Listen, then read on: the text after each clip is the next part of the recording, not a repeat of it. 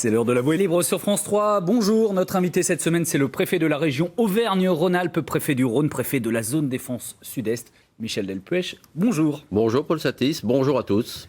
Arrivé il y a un peu moins d'un an dans la région, vous en êtes devenu un des personnages principaux, au moins pour deux raisons. Vous avez dû mener ce changement majeur qu'a été la fusion de Rhône-Alpes et de l'Auvergne. Et puis vous avez été évidemment confronté à cette année terroriste et à l'instauration de l'état d'urgence qui vous donne, à vous, monsieur le préfet, des pouvoirs considérables. Est-ce qu'il y a trop de pouvoir d'ailleurs pour une démocratie? Certains le pensent et le disent haut et fort, on en parlera tout à l'heure. Est-ce que vous vous imaginiez une année aussi intense, aussi difficile? Nul ne pouvait imaginer au 1er janvier 2015 que notre pays connaîtrait les drames qu'il a subis, ces agressions barbares. D'abord en janvier où le pays a été surpris, a été suffoqué, a su se réunir d'une manière admirable le 11 janvier partout en France. Et puis ces attentats du 13 novembre qui ont effrayé, qui ont sidéré, qui ont beaucoup atteint notre population, mais dans le même temps qui concourent à souder, à rappeler l'importance des valeurs républicaines, l'importance de la nation, l'importance de notre pays. Et on a vu ressortir les drapeaux tricolores, on a vu une revendication très forte de ce qu'est la France, de ce qu'est notre pays. Et tout le monde a été très ému aussi de voir que dans le monde entier, les couleurs tricolores étaient affichées sur les plus grands monuments des différents pays. Parlons un peu de vous. Assez rapidement, je lisais dans votre CV très fourni que vous avez fait l'ENA, monsieur le préfet. Vous êtes diplômé de la fameuse promotion Voltaire de 1980, dans laquelle on retrouve Ségolène Royal, Dominique de Villepin ou encore François Hollande. Est-ce que avoir été étudiant avec le président de la République, ça crée une sorte de proximité, voire de familiarité? Familiarité et proximité, non, dans l'exercice des fonctions, parce que je dois le respect à l'institution du président de la République, mais c'est vrai que nous avons eu la chance de nous connaître à l'école, et en particulier sur les terrains de football, puisqu'on faisait partie des fidèles de l'équipe de foot de l'ENA, lui et moi, on faisait partie des joueurs du milieu de terrain.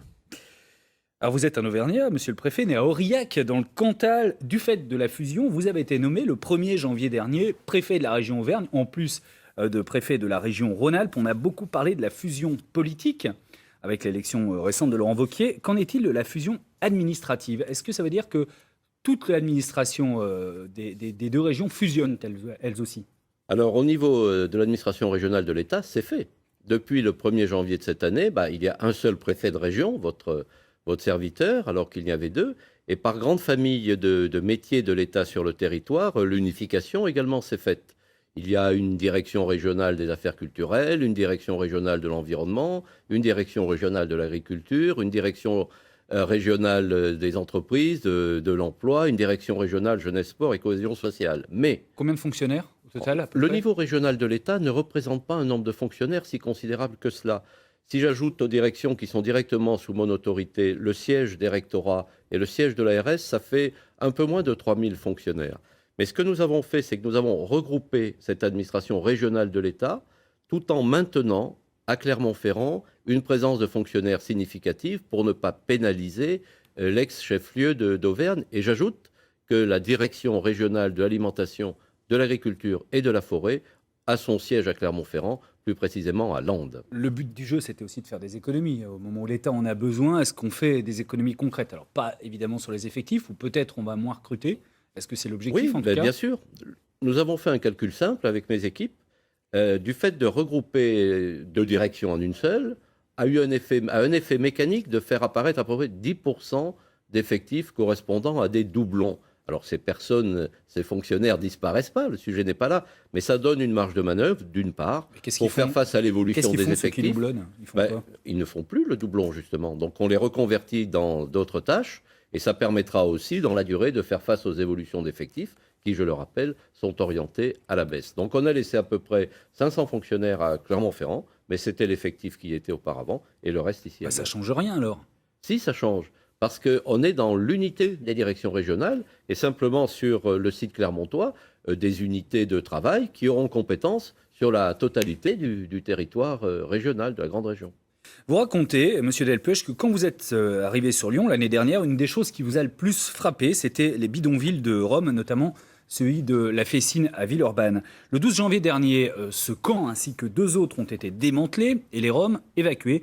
350 à 400 personnes au total y vivaient, certains relogés, d'autres sous le coup d'une obligation de quitter le territoire. Alors, c'est pas la première fois qu'il y a des évacuations de camps de Roms dans l'agglomération lyonnaise, qui finissent d'ailleurs un peu toujours par se reconstituer. Combien de Roms ont été évacués au total sur l'opération qui a eu lieu la semaine dernière? Sur ces 3 camps, il y avait à peu près 350 à 400 personnes, mais je rappelle que nous avions entamé en amont un travail d'accompagnement, un travail d'évaluation sociale, et l'État marche sur ses 2 jambes, une jambe d'humanité, une jambe de fermeté. Les conditions de vie de ces camps étaient absolument scandaleuses, étaient révoltantes, indignes de la République, indignes pour ces personnes, indignes pour le voisinage qui subit les conséquences de ces situations sauvages. Et j'ai envie de dire qu'elles donnaient aussi un sentiment d'inactivité, d'inaction, de manque de réactivité de l'État qui ne me convenait pas. Donc d'où la création de 2 villages d'insertion qui m'a permis à terme d'arriver à cette solution. Il y en a un qui était à Saint-Genis-les-Olières, dans l'ouest lyonnais. On appelle ça les I2E, ça veut dire insertion par l'école. Par l'école et l'emploi. Par l'école et l'emploi. Première question, on ne peut pas reloger tout le monde, on ne peut pas loger tout le monde. Ça s'est fait sur la base du volontariat et sur l'analyse. D'abord, ce sont des familles, c'est-à-dire un papa, une maman, des enfants. Nous avons regardé aussi l'aspect ordre public. Les personnes qui avaient été poursuivies, a fortiori condamnées par la justice, évidemment, on ne les intègre pas dans ce dispositif d'insertion. Et école et emploi, pourquoi? Il y a le pari des enfants. Vous savez, je les ai rencontrés, ces enfants, le 31 décembre. Vous avez des petits bambins de 4 à 10 ans là, qui jouent au ballon. Vous auriez vos petits-enfants là, vous avez exactement la même vision. Et puis l'emploi, pourquoi? Parce qu'on va mettre en place des formations. Encore une fois, c'est un contrat. Si les personnes jouent le jeu, ben, nous les accompagnerons. Si elles ne jouent pas le jeu, j'en tirerai évidemment toutes les conséquences. Fermeté et humanité. Que sont devenus les autres? Pour un certain nombre d'entre elles, il y a eu des décisions d'obligation de quitter le territoire. Je rappelle que le jour de l'évacuation, la consigne était d'offrir un hébergement et un abri à tout le monde. En tout cas, ce qui a été fait, certains ne l'ont pas accepté, mais ce qui a été proposé, je peux l'affirmer.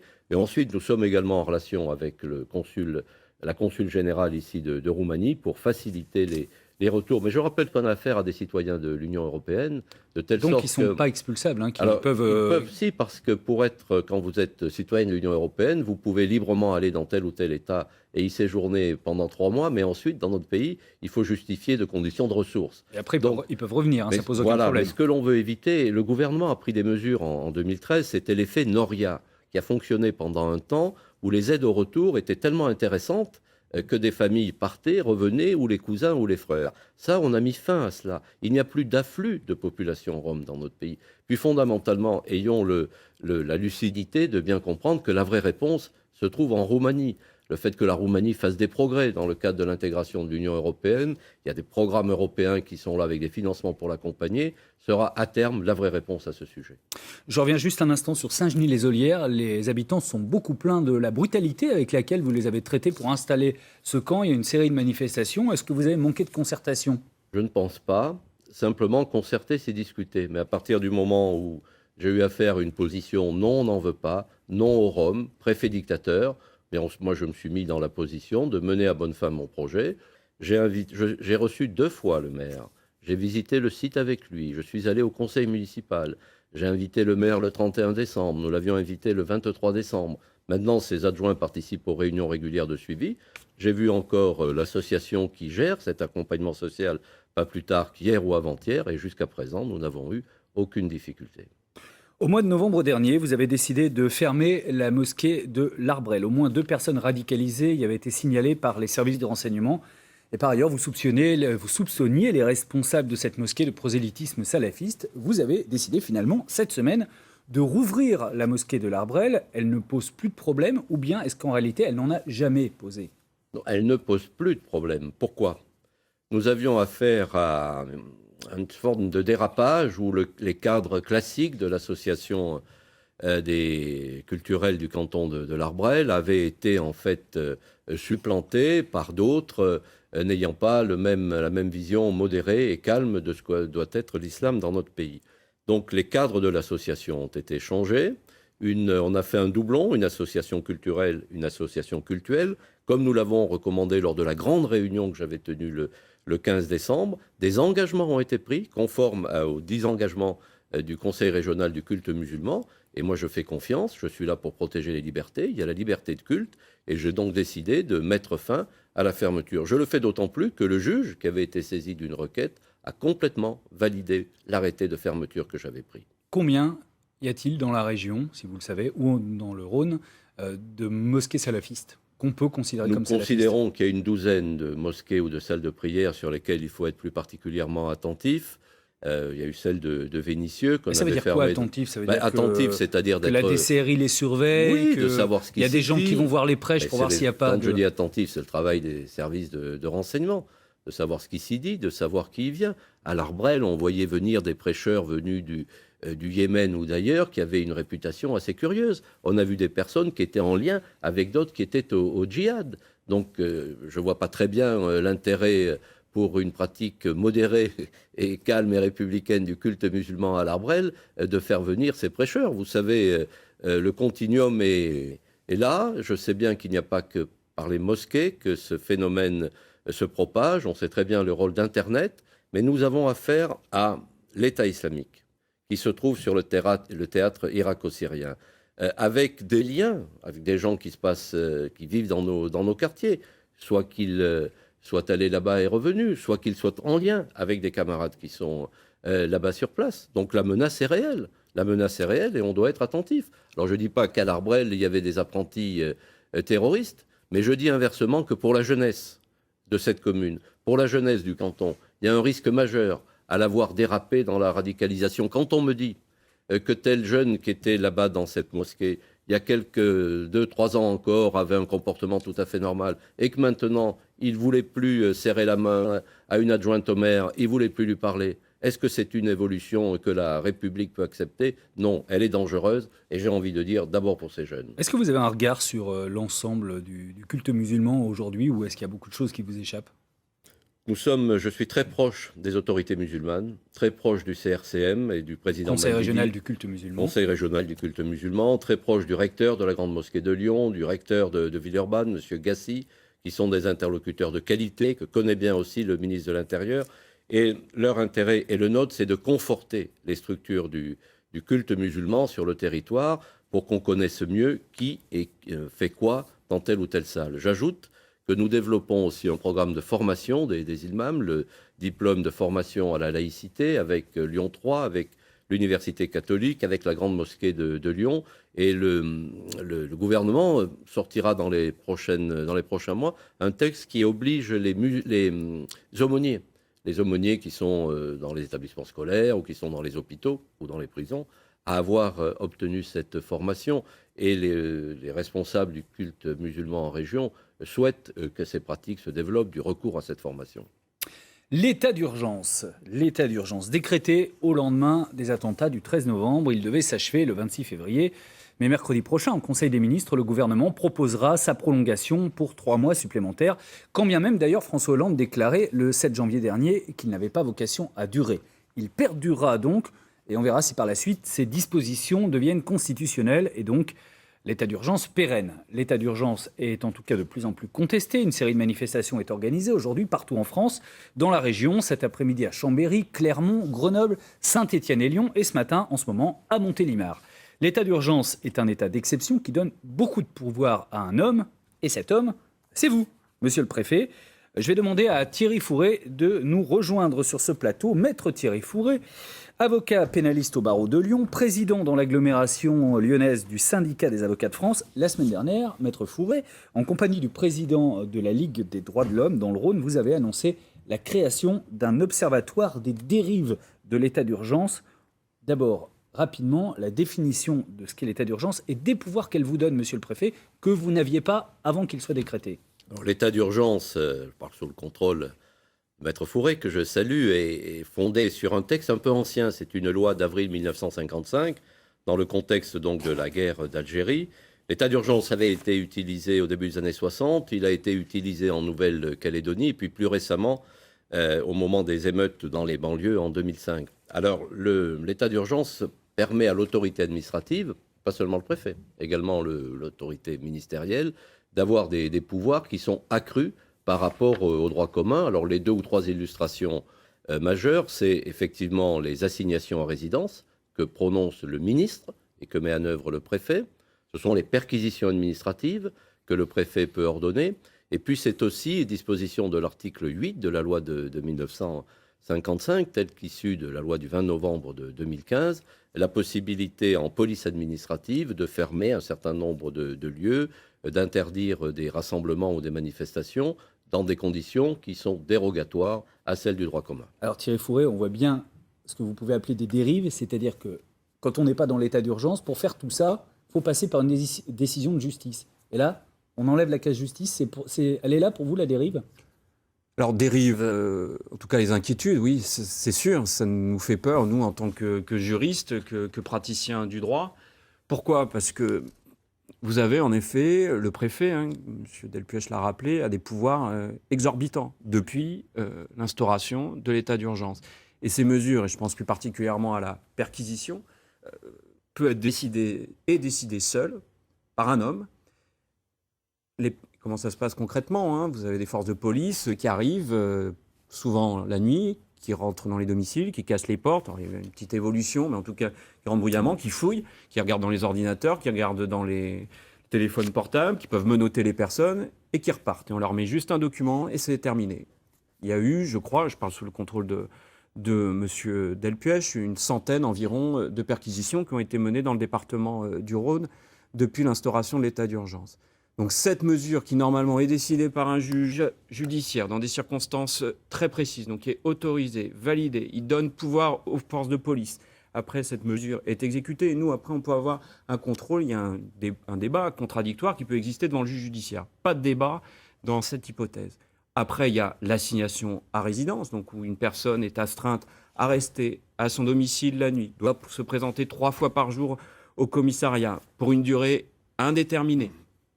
Et sur la base uniquement d'un document qui est produit par les services de renseignement, la fameuse note blanche. Là, le préfet décide seul, ou en tout cas le ministère de l'Intérieur, décide seul d'astreindre cette personne et donc de restreindre sa liberté de circulation. Alors, cela étant, il n'y a pas eu énormément quand même d'assignations à résidence en France depuis l'instauration de l'état d'urgence. Je crois que c'est 300 à peu près, ce qui n'est pas énorme. Dans le Rhône, je ne sais pas combien vous en avez Dans le décidé. Rhône, au jour d'aujourd'hui, 10 sont en application.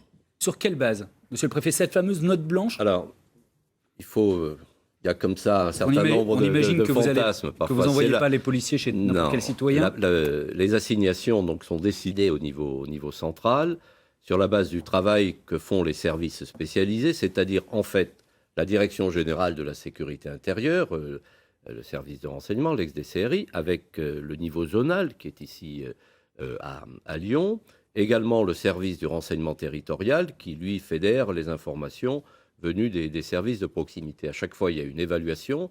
Elle est soumise à l'UCLAT, l'unité de coordination de lutte antiterroriste. Elle est soumise à l'expertise de la direction des affaires juridiques du ministère de l'Intérieur. Et ensuite, la décision est prise. Au niveau local, donc, nous l'appliquons. J'ajoute qu'on est dans le cadre d'un état de droit. Et les assignations à résidence peuvent parfaitement faire l'objet de recours devant le juge. Sur les 10 assignations à résidence qui sont en cours ici dans le département du Rhône, 6 ont fait l'objet d'un recours devant le juge administratif. À 6 reprises, le juge administratif a rejeté ces recours, et j'ai les décisions ici, si maître veut les consulter, les 6 décisions de rejet de requête, donc l'état de droit de ce point de vue est respecté. J'ajoute qu'à titre personnel, j'ai une formation de juriste. Je suis très attaché à cette formation de juriste. Et un des premiers principes de l'action administrative, c'est le principe de l'égalité. Respecter l'état de droit, respecter la règle de droit. J'ai refusé d'ordonner des perquisitions qui m'ont été proposées. Je l'ai refusé, mais évidemment, je ne vais pas communiquer. Mais je refusais pas plus tard qu'hier soir. Un dossier m'a été soumis, j'ai dit non, je n'ordonnerai pas cette perquisition. Monsieur le préfet, on peut imaginer que vous fassiez tout ça avec évidemment quelques éléments.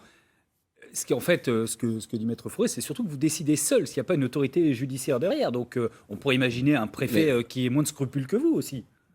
Écoutez, j'espère que non. Mais le préfet passe son temps à décider seul. Je veux dire qu'il y a un moment, sur tout sujet, on est seul. Quand je décide le concours de la force publique dans telle ou telle situation, je suis seul. La seule chose, c'est que mes décisions sont des décisions qui toujours peuvent être soumises à un juge.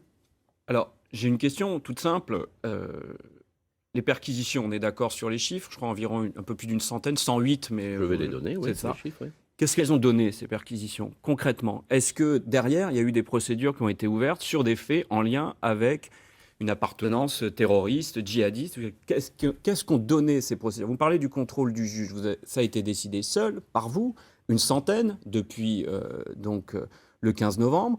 Quid? Qu'est-ce qu'elles ont donné? Sur quels critères elles ont été prononcées? Et qu'est-ce qu'elles ont donné? Quelles sont les suites judiciaires qui ont eu lieu? C'est ça qui nous inquiète, nous. C'est que vous avez cette mesure qui est prise. Vous êtes juriste, certes, sûrement, pas de difficulté là-dessus, mais vous n'êtes pas juge, vous n'êtes pas indépendant, première chose. Et ensuite, ces perquisitions, qu'est-ce qu'elles ont donné? Et ensuite, s'agissant des assignations à résidence, vous nous dites, elles ont été, les 6 en tout cas, validées par le tribunal administratif. Alors, je ne vais pas faire un cours de droit ici sur le pouvoir du juge administratif. Ce qui nous pose difficulté, c'est que finalement, quand vous reprenez les assignations à résidence qui sont prononcées, alors pas par vous, c'est prononcé par le ministère de l'Intérieur, c'est tout simplement un copier-coller des notes blanches. Voici, j'ai une note blanche, c'est ça une note blanche, c'est rien de plus, c'est quelques lignes, c'est ça. Ici, c'est l'état civil, là, c'est la photo de la personne, c'est 6 lignes. Et après, l'assignation à résidence qui est prononcée est un copier-coller. Donc, nous, en tant qu'avocats, en tant que syndicat d'avocats, on s'inquiète parce que c'est pas finalement le préfet qu'on a en face, c'est pas le ministère de l'Intérieur qu'on a en face, c'est tout simplement les services de renseignement avec un juge administratif qui a tendance évidemment à suivre ce que dit de toute façon les services de renseignement. C'est compliqué parce qu'après on vient de nous opposer, on a la sécurité de nos informations, on ne doit pas pouvoir les délivrer complètement. Donc quid de ces perquisitions et quid de votre distance par rapport à ces notes blanches? Alors, 2 choses. Sur les résultats, donc je vous donne les chiffres. À ce jour, dans le département du Rhône, 111 perquisitions ont été ordonnées, ont eu lieu. À l'échelle de la région, qui est celle de la zone de défense, c'est 493. Dans le Rhône, dans plus de 30% des cas, nous avons des suites judiciaires. Alors, j'entends bien qu'il y a eu simplement, j'ai eu 2 cas c'était en Haute-Savoie, où c'est le parquet C1 qui s'est saisi. Mais le sujet n'est pas seulement celui-là. Quand nous trouvons des armes, il n'y a pas de qualification relevant du parquet C1. Mais quand nous trouvons... Pardonnez-moi, c'est pourquoi le parquet C1? C'est la section antiterroriste du parquet de Paris qui centralise toutes les affaires en lien avec le terrorisme, où la qualification terrorisme est retenue. Mais quand on découvre un arsenal qui est détenu illégalement, la qualification terroriste ne sera pas retenue. On est sur le terrain du droit commun et c'est sous l'autorité du procureur de la République que l'enquête est déroulée. Je rappelle aussi que chaque fois qu'un ordre de perquisition est signé par mes soins, il est transmis immédiatement au procureur de la République et c'est sous le contrôle du procureur de la République que les procédures sont établies. Donc, vous voyez, pour le Rhône, une trentaine de procédures. Aucune procédure pour terrorisme n'a été ouverte suite à cette centaine de perquisitions. Elles n'ont pas atteint leur but. C'est pas du tout cela. Je vous dis que d'aller trouver des armes, je trouve que c'est bien atteint. Dans combien de cas? Dans combien de cas? Pour l'ensemble de la région, on a trouvé plus de 170 armes. Et plus de la moitié, ce sont des armes longues, des armes de poing, des armes de guerre. Donc il y a des arsenaux, on le sait. La Kalachnikov, on sait que c'est facile à trouver. Et moi, il me semble que le fait d'avoir neutralisé un tel arsenal à l'échelle de cette région, c'est pas un résultat négatif. J'ajoute également c'est pas le but de l'état d'urgence. J'ajoute également que, comme on est dans le cadre d'une perquisition administrative, les services de renseignement, c'est la loi qui le prévoit, la loi de l'état d'urgence, à travers les perquisitions administratives, c'est vrai, acquièrent un certain nombre de données et d'informations qui enrichissent leurs données. Quant au juge administratif, je ne vais pas faire une leçon de droit, parce que sans doute vous me la donneriez vous, mais je rappelle quand même que le Conseil d'État, en 1962, avec l'arrêt Canal qui avait censuré une décision du général de Gaulle dans le cadre de l'article 16, a montré ce qu'était la juridiction administrative. Et la juridiction administrative, moi je ne vois pas la différence en termes de protection des droits, et je ne veux pas hiérarchiser le juge judiciaire et le juge administratif. Je respecte tous les juges, et le juge administratif est là pour protéger la règle de droit. Vous me montrez une note blanche, là-bas, je la connais. La note blanche, sur la base de cette note blanche, une décision a été prise, mais le juge administratif a été convaincu que la décision était conforme au droit. C'est ce qu'il a dit. Maître Fouret, j'ai une question à vous poser, parce que cette note blanche dont vous parlez, alors il se trouve que vous avez plaidé hier en tant qu'avocat, en tant que président du SAF, le cas d'un franco-algérien de 55 ans que vous avez donc défendu devant le tribunal administratif. Et je signale au passage que vous avez perdu. Et que je vais faire appel. Et que vous allez faire appel, bien sûr. Je voudrais juste qu'on parle de cet homme. Pourquoi il se faisait l'objet d'une assignation à résidence? Alors, c'est concret. Alors, je ne vais pas trop en dire non plus, puisque mon client ne souhaite pas. C'est aussi la difficulté dans ce genre de dossier, évidemment, puisqu'il y a une grande honte. Je ne vais pas replaider ce que j'ai pu plaider hier devant le juge, mais évidemment, et on peut le comprendre, c'est quelqu'un qui nie évidemment ce qu'on lui reproche et qui se retrouve finalement au banc de la société et qui concrètement depuis 2 mois se présente, ne peut plus travailler, ne peut plus rien faire puisqu'il se présente 3 fois par jour au commissariat à 8h, à 15h et à 19h et l'interdiction de quitter son domicile. Mais pourquoi il a eu cette perquisition? Il y a une phrase, la première phrase, je peux vous citer juste la première phrase de la note blanche qui est reproduite par l'arrêté d'assignation à résidence prononcé par le ministre le 18 novembre. Monsieur a des convictions islamistes radicales. Point. Alors, il y a d'autres faits qui sont étayés derrière. Je ne vais pas rentrer dans le détail parce que j'estime que ce n'est pas le lieu, on n'est pas là pour ça. Mais voilà, une note blanche vous indique « Monsieur a des convictions islamistes radicales ». Point. Rien d'autre n'est étayé sur comment il vit sa religion, etc. Donc, après, vous avez cette affirmation qui est prise comme argent comptant par le ministre. Et après, il s'agit pour la personne de devoir rapporter la preuve contraire. Imaginez comme c'est difficile. Vous avez un présupposé de l'administration se fait des preuves à elle-même. Finalement, elle dit, et c'est les services de renseignement que j'ai en face, que je peux... C'est difficile pour nous de rapporter la preuve contraire. Après, on lui reproche un voyage en Syrie qu'il n'a pas effectué. On lui reproche d'avoir rencontré quelqu'un il y a 4 ans qui est mort, qui est mort en Syrie et qui n'a pas pu se côtoyer que ça. Maître Fauré, rapidement, parce qu'on est presque au bout de cette discussion, mais néanmoins, on sait qu'il y a quand même des gens qui sont radicalisés en France, des gens qui font le voyage en Syrie et qui reviennent. C'est pas normal de les mettre sous surveillance dans le contexte en plus des attentats? C'est pas la surveillance, c'est pas la mesure de contrainte qui me pose problème en elle-même. Bien sûr, je vais pas vous dire qu'il faut... Mais la mesure de contrainte les empêche peut-être de... Mais les empêche de quoi? La question c'est pour combien de temps? Quand? Combien de temps? Est-ce que l'assignation à résidence, finalement, suite à la décision du Conseil constitutionnel du 28 décembre, l'assignation à résidence c'est pour 3 mois. Elle est calquée sur l'état d'urgence. On verra ce qui va se passer par la suite. La question elle est simple. Dans 1 mois, ça se termine. Est-ce qu'il y aura moins de raisons de penser qu'il est dangereux? Est-ce qu'il sera soi-disant déradicalisé? Rien n'est prévu. Il n'y a pas de contrôle judiciaire qui est exercé sur cette mesure. Il n'y a pas de contrôle de la personne. On ne sait pas son sort, il ne le connaît pas. Il y a une perquisition qui a été menée. Je ne sais pas ce qu'il en est des autres. Ça n'a rien donné. Donc ce qui nous pose difficulté à nous avec la Ligue des droits de l'homme, c'est qu'un juge judiciaire, par définition, est indépendant. Il y a un contrôle, il y a un contradictoire. Là, non, il n'y en a aucun. Ouais. 2 ou 3 choses. Je ne veux pas revenir sur le fond très du rapide. dossier. Oui, tout à fait. On n'est pas là pour ça. Encore une fois, les services, c'est pas au hasard, c'est pas en ouvrant un annuaire téléphonique et en mettant un doigt sur un nom qu'on cible des objectifs. Je crois que le travail des services est sérieux. Deuxièmement, le juge administratif est un juge à temps plein qui fait respecter l'état de droit et faire le distinguo entre juge administratif et juge judiciaire. Moi, je ne rentre pas dans cette logique. Sur ce cas, donc, le juge administratif s'est prononcé en validant la décision ministérielle. Mais j'ajoute qu'effectivement, nous sommes amenés régulièrement à réviser les assignations, le cas échéant, le ministre nous le demande. J'ajoute aussi qu'il y a des modalités pour adapter, où on peut alléger. Je me souviens d'un dossier très récent où j'ai été amené à modifier les modalités de pointage pour permettre à une personne de travailler. Donc ça, c'est tout à fait possible aussi. Merci beaucoup. Merci. Maître Thierry Fauré d'être venu ce matin. La voie est libre avec le préfet de la région Rhône-Alpes continue, mais pour le moment, on va faire un point sur l'actualité. Maître Fauré, si vous voulez bien laisser votre place à Émilie Rousseau qui va nous rejoindre. Émilie, on va commencer par un projet qui affole tout un village. Ça se passe en Isère. Oui, et c'est le village de Parmilieu, effectivement, en Isère. La polémique fait suite à la création d'un centre de vacances pour les enfants de la communauté turque. L'association cultuelle musulmane Miligorou, c'est à l'origine de ce projet. Et les rumeurs vont déjà bon train. Les habitants ont même lancé une pétition. Les explications de Sophie Pellerin et Grégory Lespinasse. Ils ne sont qu'une poignée à attendre le sous-préfet, mais ils peuvent déjà s'enorgueillir d'une pétition de près de 2000 signatures en quelques jours, soit 3 fois plus que le nombre d'habitants du village. L'ancien internat pour jeunes lyonnais vendu à une association musulmane, jusque dans les communes voisines, ça ne passe pas. Bon, on est quand même un petit village, bon, il y a quand même une tranquillité, et puis là on se retrouve avec ça, là d'un coup, c'est un peu... voilà. Vous n'êtes pas sans savoir qu'aujourd'hui il y a des choses qui se passent en France, des choses graves, des attentats, etc.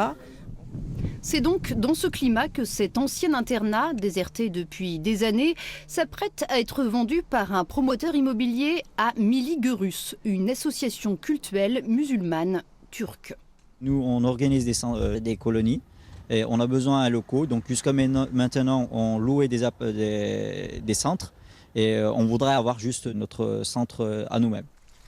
Et s'ils y créaient une école coranique ou encore un centre d'entraînement? Les rumeurs se multiplient et Miligorus devient dans les conversations une association radicale, extrémiste, intégriste. Il n'y a pas de raison d'avoir peur du Miligorus. C'est une association qui est connue de l'État français, qui est membre du Conseil français du culte musulman, qui fait donc partie des interlocuteurs officiels de l'État. C'est une association, comme toutes les associations de ce type, qui est connue aussi des services du renseignement, qui veille à ce que les valeurs républicaines qui doivent être respectées par tous soient respectées là aussi. Le représentant de Miligorus souhaiterait finaliser la vente en mars. D'ici là, il dit vouloir faire du porte-à-porte pour rencontrer les habitants un à un. Pas évident que l'accueil soit très chaleureux dans une commune qui, en décembre dernier, au premier tour des élections régionales, a voté Front National à près de 40%. Est-ce que c'est une peur qui vous paraît rationnelle, monsieur le préfet ? Une inquiétude, en tout cas. Cela montre que nous sommes dans une situation qui est difficile et le sous-préfet a très bien parlé. Mais un des sujets majeurs, à mes yeux, c'est le vivre ensemble. Et il faut qu'on soit en capacité de dépasser les peurs, de dépasser les préjugés pour faire prévaloir le principe de fraternité. Quand je dis ça, je ne dis pas qu'il faut être sourd et aveugle, surtout après le débat que nous venons d'avoir tout à l'heure. Et les services de renseignement suivent l'activité de cette association. S'il y a des dérives, on interviendra. Mais je crois qu'il faut être dans la capacité de dépasser ces préjugés, ce regard porté sur l'autre simplement parce qu'il est l'autre, venu d'ailleurs. Ça fait énormément de mal à notre vivre ensemble républicain. Et notre actualité à suivre, vous en avez déjà parlé ce matin, Paul, c'est la mobilisation contre l'état d'urgence et la déchéance de nationalité. Des manifestations sont prévues partout en France. À Lyon et à Saint-Étienne, les cortèges débuteront à 14h30. Il y a du football, évidemment, puisque c'est le week-end. Et est-ce que la crise est en train de couver à l'AS Saint-Étienne ? Alors c'est vrai que depuis quelques jours, le climat est tendu chez les Verts et leur entraîneur est au cœur de la tourmente. On lui reproche surtout d'avoir établi une liste noire de joueurs devant être transférés, une liste publiée dans le journal L'Équipe. Christophe Galtier dément l'information, il l'a assuré hier en conférence de presse. Personne n'a été blacklisté. Écoutez. Ce que je regrette, c'est qu'on m'a tenu des propos que je n'ai jamais dit sur des noms Émilie, et une liste pour le... noire qui revient jour après jour et de plus en plus à la pause des matchs. Et que moi, j'ai jamais parlé de liste noire et j'ai jamais donné de nom et de nombre. La SSE qui doit recevoir le PSG demain, l'occasion, ou pas, pour son entraîneur de faire taire les critiques sur son management. Autre match à suivre ce soir à 20h, Bastia-OL. La solution à un vrai problème. Quand un téléphone tombe en panne, comment faire pour récupérer toutes ces données ? Oui, qui n'a jamais été confronté au problème, un téléphone qui rend l'âme et des milliers de SMS perdus pour toujours. Eh bien, une start-up drômoise a trouvé une solution, une application pour stocker les petits messages en ligne. L'idée est tellement novatrice que le patron de Free, Xavier Niel, a investi 15 000 € dans le projet. Yael Marie et Stéphane Yvon.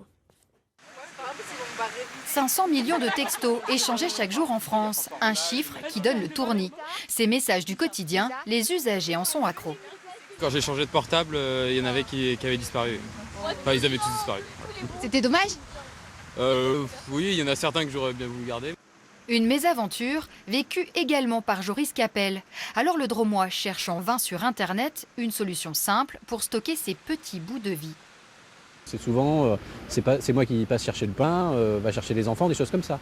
Mais moi je suis parti du principe qu'il y en avait quand même une petite part qui était important, qui revêtait de l'importance à notre cœur. Et là, je me suis dit, il y a vraiment quelque chose à faire. Comme l'ex-enseignant n'est pas un pro de l'informatique, il frappe à la porte de cette agence numérique. Avec les programmeurs, il met au point une application et un site internet. Pour quelques euros, l'utilisateur peut stocker ses messages sur le web avant de décider de les imprimer sur un livre ou un autre support. On a travaillé ensemble en collaboration pour éditer le cahier des charges, à la fois du site internet et de l'application, pour finalement se rendre compte que c'était pas si farfelu, qu'il y avait vraiment une demande et surtout que ça n'existait pas sur le marché. Une idée innovante, mais le jeune entrepreneur galère pour convaincre les banques de financer sa start-up. Jusqu'à ce mail qui va tout changer. Xavier Niel, le fondateur de Free, accepte d'investir dans son projet. Il m'a porté 15 000 € sur les 50 000 € dont j'avais besoin. Et ça a tout changé. Et ça a tout changé, effectivement, puisque à partir de ce moment-là, j'étais beaucoup plus crédible auprès d'autres investisseurs. Le tour de table était bouclé, l'aventure lancée à l'automne. Joris Capel ne perdra plus jamais ses mots d'amour. Voilà ce qu'on pouvait dire de l'actualité ce midi et je vous rends la parole, Paul. Merci Émilie, à ce soir pour le 19-20. Michel Delpech, préfet de région du Rhône et de la zone de défense sud-est, est notre invité ce matin. Face à l'actu, on va passer ensemble On revue quelques événements marquants et on va commencer par des mauvais chiffres. Il y en a souvent, des mauvais chiffres, ceux du chômage, ceux de la sécurité routière. On va s'arrêter sur ces derniers puisque c'est une de vos prérogatives, monsieur le préfet. En France, il y a eu l'année dernière moins d'accidents, mais plus de tués, avec une mortalité en hausse de 2,4%. 3 464 morts exactement. On est très loin encore de l'objectif de moins de 2000 tués. Et comme souvent, c'est la vitesse qui est mise en cause, ce qui va donc certainement vous pousser à faire plus de répression. Plus de répression et plus d'actions tous azimuts, notamment dans le Rhône. Nous avons eu un bilan 2015 qui n'est pas bon, 69 victimes décédées contre 48 l'année d'avant. Alors ce sont des chiffres qui peuvent varier effectivement d'une année l'autre. Donc j'avais pris quelques initiatives au mois de septembre, je vais les relancer d'ici la fin de ce trimestre. Évidemment, renforcer la présence et les contrôles. J'ai demandé également que l'on travaille sur la question des radars et il y a une démarche en cours pour peut-être en déplacer certains. D'autre part, le gouvernement va mettre en place... Parce qu'ils sont trop connus finalement. Parfois, oui. Et certains peuvent être placés dans des lieux où maintenant leur utilité est moins réelle qu'au moment où ils avaient été installés. Le gouvernement va installer de nouveaux radars et en plus des radars leurres dont on ne saura pas s'ils marchent ou pas. Ce qui fait qu'à terme, dans le département du Rhône, quasiment, on aura multiplié par 4 le parc des radars. On a un peu plus de 45 radars fixes. On a des fois l'impression que le radar, c'est la solution magique. Écoutez, c'est l'histoire qui le montre. Souvenez-vous, les radars ont répondu à l'impulsion qu'avait donnée le président Chirac en 2002. Et en quelques années, on est passé de 8000 morts encore à 4000 et moins de 4000. Depuis 2 ans, on n'arrive plus à baisser, c'est pas bien, on remonte un petit peu. Alors pourtant qu'il y a beaucoup de radars. Alors qu'il y a beaucoup de radars, mais ça prouve qu'il faut adapter, comme toujours une stratégie, il faut l'adapter. Donc les déplacer, mettre des radars leurres, multiplier les radars embarqués dans les véhicules de police et de gendarmerie. Malheureusement, on le sait, si les contrôles ne sont pas là, les résultats ne sont pas au rendez-vous. Autre nouveauté de sécurité routière qui est intéressante dans le département du Rhône et la métropole, ça va commencer le 1er février, c'est l'autorisation de la circulation interfile pour les motards. En réalité, on le voit ici sur ces images du périphérique parisien, c'est une pratique qui est généralisée depuis très longtemps chez les motards et avec, il faut bien le dire, une grande tolérance des forces de l'ordre. L'idée, c'est quoi? C'est de l'encadrer justement pour mieux la sécuriser? L'idée est d'encadrer une pratique qui s'est largement développée. Donc, le département du Rhône, comme Paris, Marseille et puis la Gironde, fait partie des territoires d'expérimentation. Donc, ça se met en place sur les routes à 2 fois 2 voies et séparées par un terre-plein central. Et l'autorisation, c'est lorsqu'on est en embolie de circulation, évidemment. Je crois que si chacun est conscient de l'usager, l'automobiliste d'un côté, le 2 roues de l'autre, tout ça doit parfaitement bien se passer. Et nous préférons une pratique encadrée plutôt qu'une pratique qui reste hors la loi, alors que pratiquée de manière intelligente, paisible, respectueuse de tous les usagers, elle ne peut que contribuer à une circulation plus fluide. Mais du coup, il va y avoir des contrôles pour ceux qui roulent trop vite entre les fils. Bien sûr, puisque c'est uniquement lorsque la circulation est embolisée et non pas lorsque la circulation est à son rythme normal. Restons sur la route avec beaucoup de manifestations. Cette semaine, des taxis contre les VTC, mais pas ici. Il n'y en a pas eu du reste depuis le printemps dernier. À l'époque, vous aviez pris fait et cause pour les taxis contre la société Uber.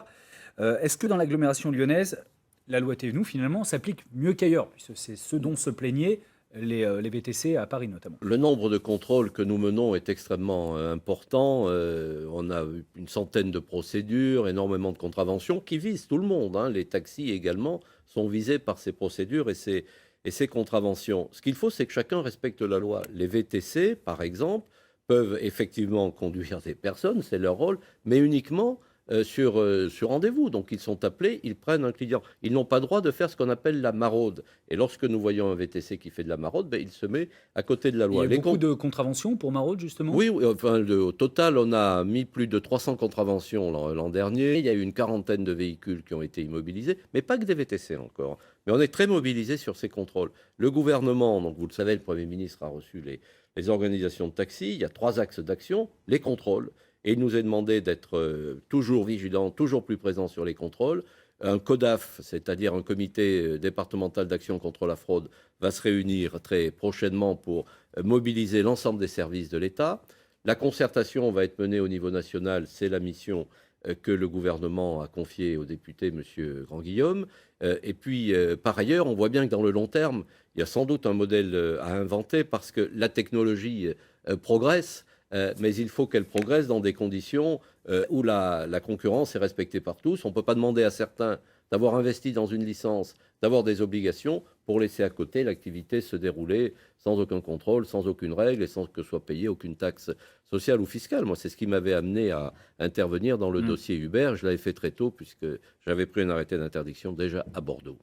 Ce week-end, il y a du foot. Le gros match, c'est demain soir à AS Saint-Etienne contre Paris Saint-Germain à 21h. Pas de Parisiens dans le chaudron. Les déplacements des supporters du PSG a été interdit il y a 2 semaines, le 17 janvier. Même punition pour les supporters lyonnais dans ce même stade Geoffroy-Guichard, qui dépend bien sûr du préfet de la Loire et pas de vous, mais vous prenez ce genre de décision similaire quand il s'agit des matchs de l'Olympique lyonnais. Est-ce bien nécessaire ?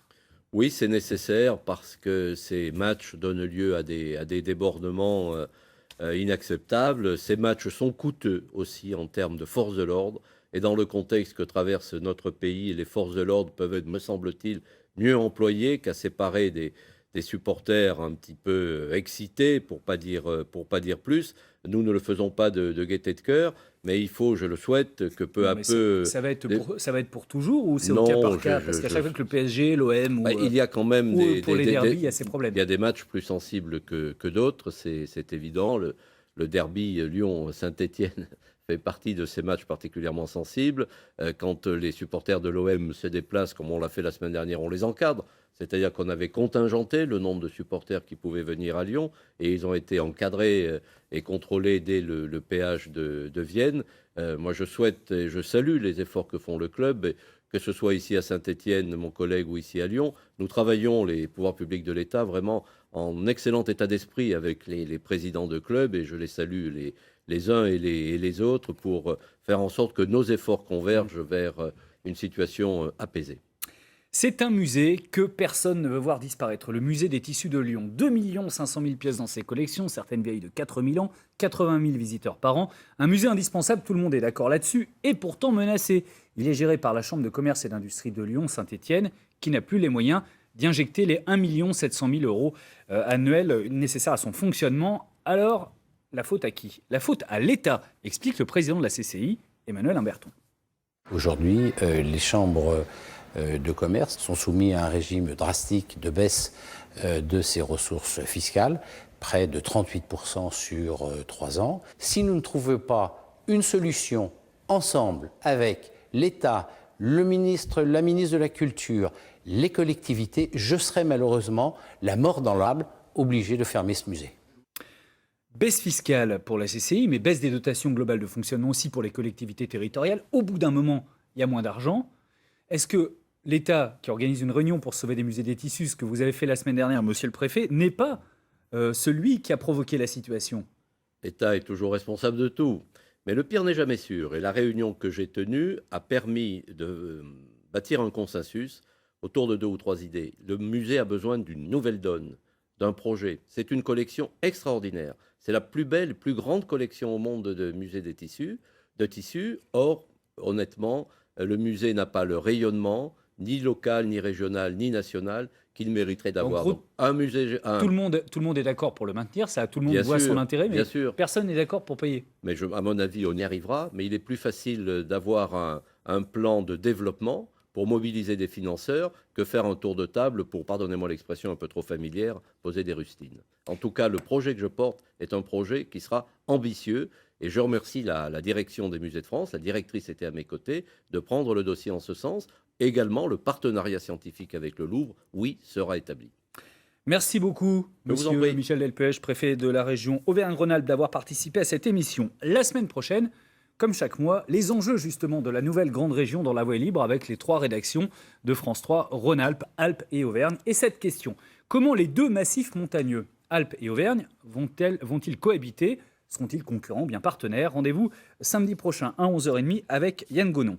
Les rendez-vous du week-end sur France 3 Rhône-Alpes, dont goûtez voir demain à 11h15, Odile Mattei part à Pont de l'Isère, dans la Drôme, rendre visite au chef Michel Chabran, grand spécialiste de la truffe. Et puis toujours demain, mais ce sera à 12h50, les chroniques d'en haut de Laurent Guillaume iront encore plus haut que d'habitude, puisque Laurent a rencontré ces personnages qui n'ont pas froid aux yeux. Ce sont les pilotes d'hélicoptères de haute montagne. Merci à tous ceux qui m'ont aidé à préparer cette émission. Fabienne Rapatron, Bérénice Dalmé, Florence Grissot, Stéphanie Bouix, Vartano Agnan étaient à la réalisation. À suivre, l'édition nationale du 12-13 en compagnie de Catherine Matouche. Très bon week-end à tous.